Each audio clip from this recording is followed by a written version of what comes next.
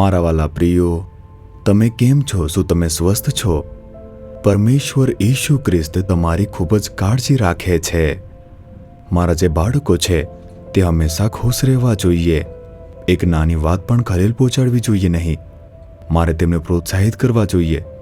પ્રભુ આ બાબતે ખૂબ જ ધ્યાન રાખે છે. શું એટલા માટે તે રોજ વાત નથી કરતા? ઈસુ સાથે ચાલવું તે એક મોટો લહાવો છે. જ્યારે આપણે પ્રભુ સાથે ચાલીએ છીએ તે આપણી સાથે વાત કરે છે, આપણે તેમની સાથે વાત કરીએ છીએ. જો બે લોકો સાથે ચાલે તે સાથે વાત કરતા રહેશે. ઈસુ સાથે ચાલવું એ પણ તેના જેવું જ છે. જ્યારે તમે ખરેખર વચનનું મનન કરો છો, પ્રભુ તેમાંથી તમારી સાથે વાત કરે છે. જ્યારે પ્રાર્થના કરશો તમારી સાથે વાત કરશે. જો તમે પ્રાર્થનામાં વધુ ઊંડાણપૂર્વક વધશો, તે પવિત્ર આત્મા દ્વારા તમારા હૃદયમાં વાત કરશે. તમે જે કહેશો તેનો તરત જવાબ મળશે. તમે જે પ્રશ્નો પૂછો છો તેનો તરત જ જવાબ મળશે. પ્રભુ સાથે સુમેળભર્યું જીવન જીવવું, તેમની સાથે ચાલવું, તે જ જીવન ખ્રિસ્તી જીવન છે. અહીં એક ઇમારત છે. શું તમે વિચારો છો કે તે શું છે? આ આર્ક ઓફ ગોડ છે, પરમેશ્વરનું વહાણ. પ્રભુએ અમારી સેવા કાર્ય માટે જે પ્રથમ ઇમારત બનાવી હતી, જે પ્રભુનું ઘર છે, અને બીજી ઇમારત જે પ્રભુએ બનાવી હતી તે છે પેલેસ ઓફ ગોડ, પ્રભુનું મહેલ, ટ્રેનિંગ સેન્ટર.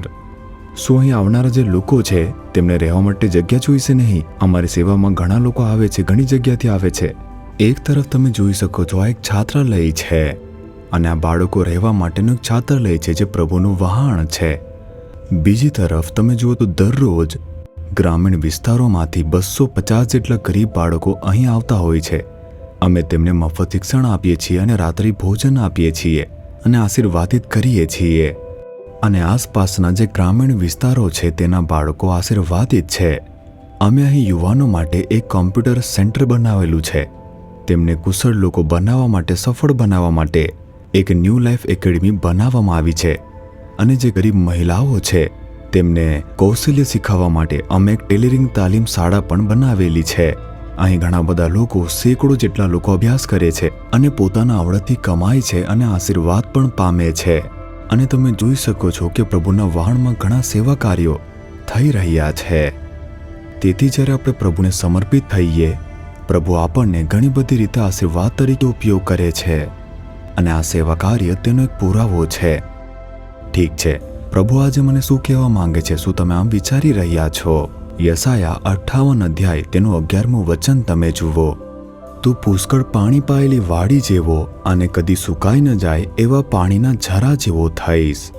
આ આશીર્વાદ છે જે પ્રભુ આપે છે. તમે પુષ્કળ પાણી પાયેલી વાડી જેવા થશો એમ પ્રભુ કહે છે. એક સમયે જ્યારે હું અમેરિકા દેશમાં ગયો હતો, કેલિફોર્નિયા રાજ્યમાં, તે એક વિશાળ રાજ્ય છે. જ્યારે અમે તે રાજ્યમાં મુસાફરી કરી રહ્યા હતા, ત્યાં હજારો અને હજારો એકર, જે મોટું એકર છે, તેમાં ફળોના બગીચા હતા. વિવિધ પ્રકારના ફળો હતા. ત્યાં પીચસ, નાસપતીઓ અને સફરજન જેવા ફળો હતા. વિશાળ વિવિધતા હતી. એક વિશાળ બગીચો હતો. તે સમૃદ્ધ હતું, લીલું હતું અને જોવામાં ખૂબ જ સુંદર હતું. જ્યારે મેં તે જોયું, મને આશ્ચર્ય થયું. તે ખૂબ જ સમૃદ્ધ અને સુંદર છે. ઝાડ પર લટકતા જે ફળો છે તેને જોઈને મને ખૂબ જ આનંદ થયો. ખૂબ જ સુંદર. જ્યારે મેં ખાસ વર્ષમાં ત્યાં ગયો હતો, તેનો દરેક બગીચો સુકાઈ ગયો.